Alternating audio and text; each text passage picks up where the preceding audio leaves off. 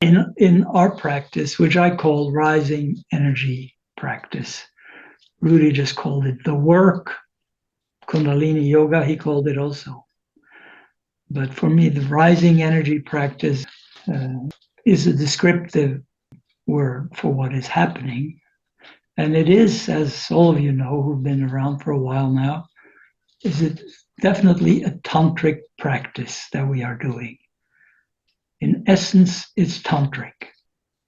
It's not Vedic, the Vedas gave rise to the whole priestly class and the rules and regulations, the do's and don'ts, and a lot of structured kind of things. So it's to some degree more of a religion in the sense that fundamentalist Christianity or Catholicism, that's okay, it has its place.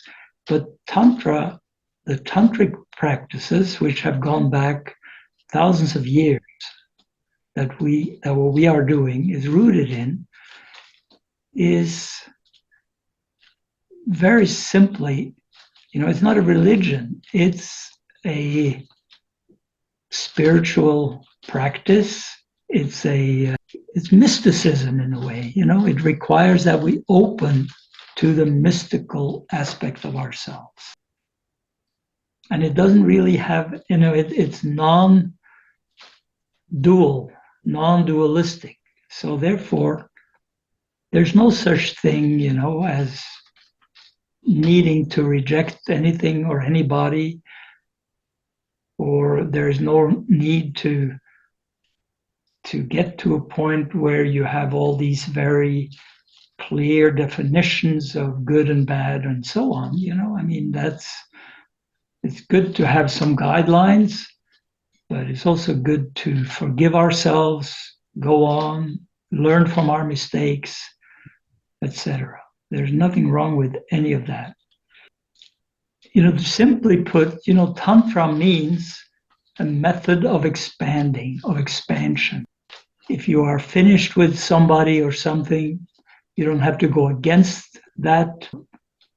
All you have to do is embrace the people in your life that mean something and use them as a gateway into your deeper self. This is really a very significant difference between religion and mysticism. And we are practicing mysticism. We are opening to the mystery at the core of our being. It is fantastic that at the core of us, there is this dynamic stillness, this centered, grounded place that expands outward and basically, ultimately, includes everything in it. It doesn't exclude anything. And to have a sense of that, in contact with that, and to take refuge in that is really something that gives tremendous meaning to my life, at least, and I hope for all of you. Tantrism also talks about desires. Generally speaking, the Vedic aspect is to have do's and don'ts. Don't do that and do this. Don't do that, do that. The tantric line is more take what's called the kamas. All our desires are kamas. Everything that you want, fame, you want recognition, you want money, you want property, you want this, you want that. There's nothing wrong with any of it. The only thing that's wrong with it is getting stuck and limited by it. So what Tantrism advocates, which is brilliant, and Rudy was very much a tantric practitioner and teacher. He came up with a wish to grow, and that's what that is. It is a way to take our desires and not reject them, Not reject them. You don't have to say, oh, I'm bad because I want this or want that, or even if it's something that we know is bad for us. We don't have to reject ourselves. Don't get into a conflict, but practice this very simple thing of transforming these kamas into prema, love of the divine.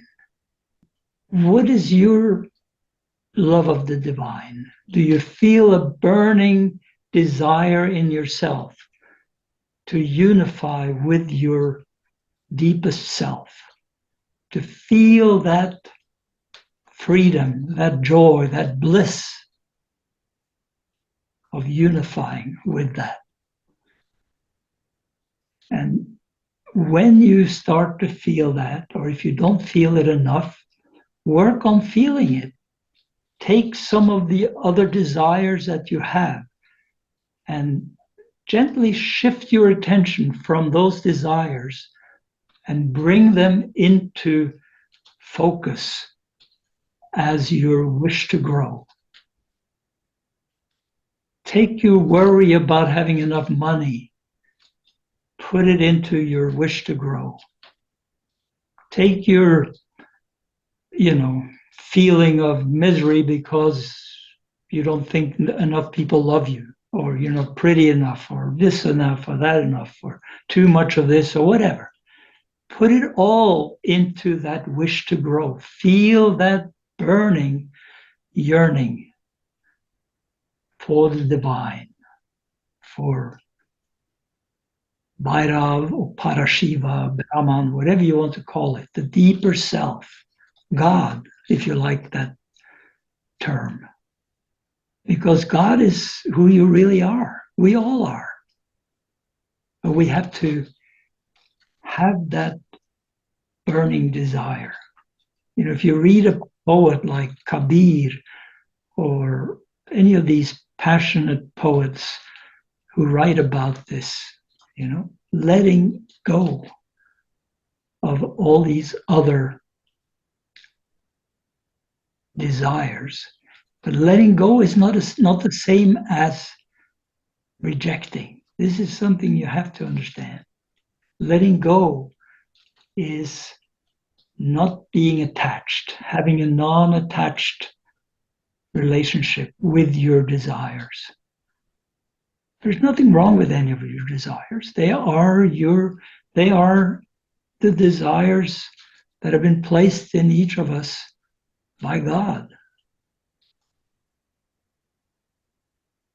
But if we really want the full effect of that, we'd bundle all of it together, bring it into our heart as a wish to grow, meaning a wish to more and more deeply enter into this experience, recognition of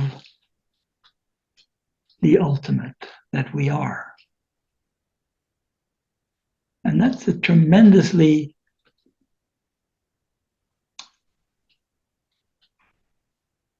way comforting experience.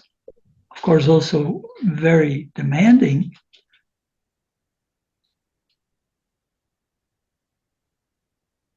But investing in that is really money in the bank, energy in the bank. It grows, as we invest in it, it grows. Everything else we invest in has a tendency to disappoint us, doesn't it? In the long run. So try to think of that. Kama to prema, kama to prema, kama to prema. And you can pursue any of the things that you feel passionate desire for, but you have to reflect on what is really good for my deeper long-term state. And be honest with yourself about that. And make whatever adjustments to that come up from your deeper self in response to what you're asking for.